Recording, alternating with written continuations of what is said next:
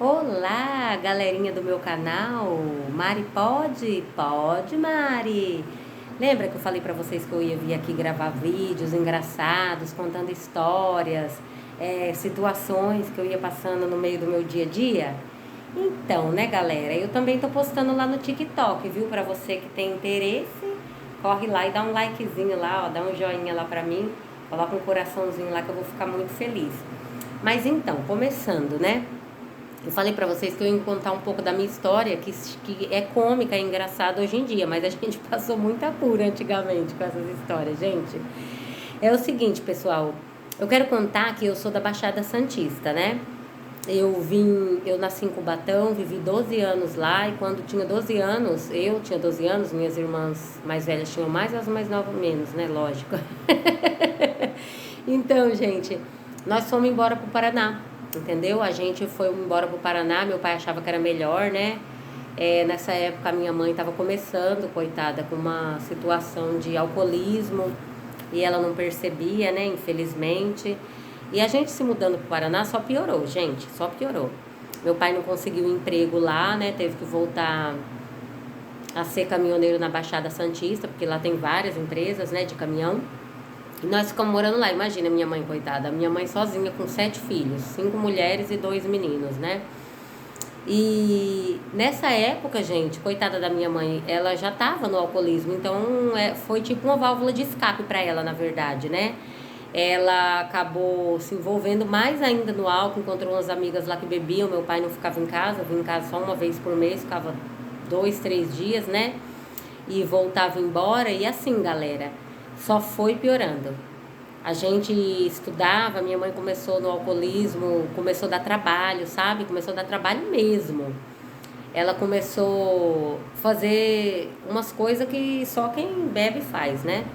Ela parou de cuidar da gente, né, como mãe dentro de casa, né, fazer almoço, essas coisas. E aí, gente, ela começou a fazer umas coisas muito erradas, assim, mas na época era muito errada pra gente, né, que era criança, mas pra ela, sei lá, eu acho que ela achava engraçado, não sei como é que é. E ela começou, gente, a beber muito, muito, muito, começou a ir em bar, começou a pegar o fole do meu pai, fole é sanfona, viu, pessoal? Ela começou a pegar o fole do meu pai, gente, e tocar lá nos botecos. Ai, meu Deus do céu. E foi fazendo vergonha, foi ficando conhecida ali por ali, né, de Maria Cátia, porque lá no Paraná a cachaça era Cátia, né? Maria vulgo Cátia. Ela começou a ficar agressiva, ela ameaçava as pessoas, sabe? Se as pessoas não gostavam do que ela fazia, ela ameaçava, gente. Era muito. Na época era muito ruim, mas hoje em dia a gente dá risada, né? Ela, coitada, ela pegava a bicicleta dela, né? Meu pai comprou uma bicicleta pra ela, né? Ela pegava a bicicleta dela. Gente, a bicicleta parecia aquela moto do Jaspion, sabe? O Jaspion, aquele personagem que tinha super-herói, né? Acho que era na Record que passava na época, se eu não me engano. E ela pegava essa bicicleta e ficava, gente, pra cima e pra cima e pra baixo, lá no centro da onde a gente morava lá, né? E gente do céu, e quem tirasse sarro dela, ela batia. E aí teve uma vez que ela ameaçou uma vizinha da gente lá, né? Que eu não vou citar o nome. E eu lembro que eu cheguei da escola, minha mãe tava com um martelo pra martelar a véia, vocês acreditam? Aí, graças a Deus, não deu certo. Aí, no outro dia, chegou a intimação, né? Que a velha foi, deu parte lá. Chegou a intimação, Maria Aparecida lá, né? Não vou falar o restante do nome da minha mãe. E vulgo Maria Cátia, vocês acreditam?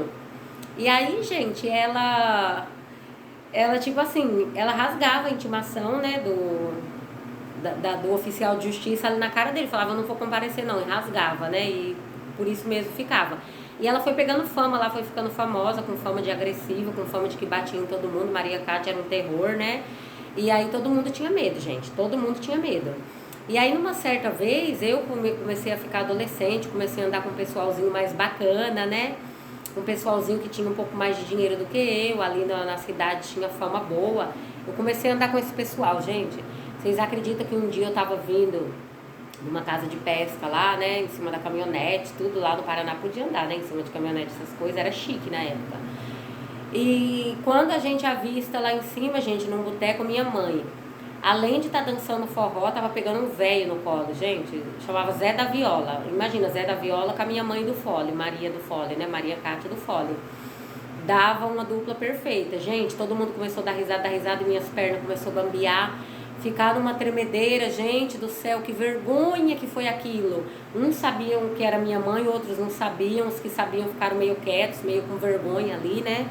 Por conta de mim estar junto com eles, né? Eu passando aquela vergonha, gente, eu desci rápido da caminhonete, fui que nem um tiro pra casa, mas eu chorei.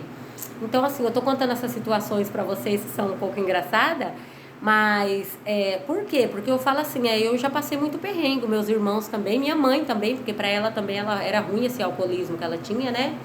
Hoje em dia, graças a Deus, ela tá curada, mas ainda tem muitas histórias pra mim contar pra vocês, gente. Era muito, muito, muito engraçado. Ela bebia, né? E ela ameaçava as pessoas, batia. Primeiro ela começou a dançar forró assim, depois ela começou a bater, gente. Teve uma vez que ela deu uma surra num senhor lá que chamava Chiquinho. Coitado do Chiquinho, tava de bicicleta, ela derrubou ele no soco de bicicleta. Ai, credo. E assim, na época a gente tinha muita vergonha. Hoje em dia a gente lembra das histórias e dá risada, né? E assim, eu falo assim pra vocês, se vocês têm vontade de fazer as coisas, nessa época eu tinha vontade, muita vontade de fazer as coisas que a adolescente tem, né? E eu me privei de muita coisa, né, por conta da vergonha. Mas hoje em dia, gente, eu nem ligo pra vergonha. Eu acho assim, quem tá fazendo as coisas, tá com alcoolismo, tá usando droga, que é uma doença, né?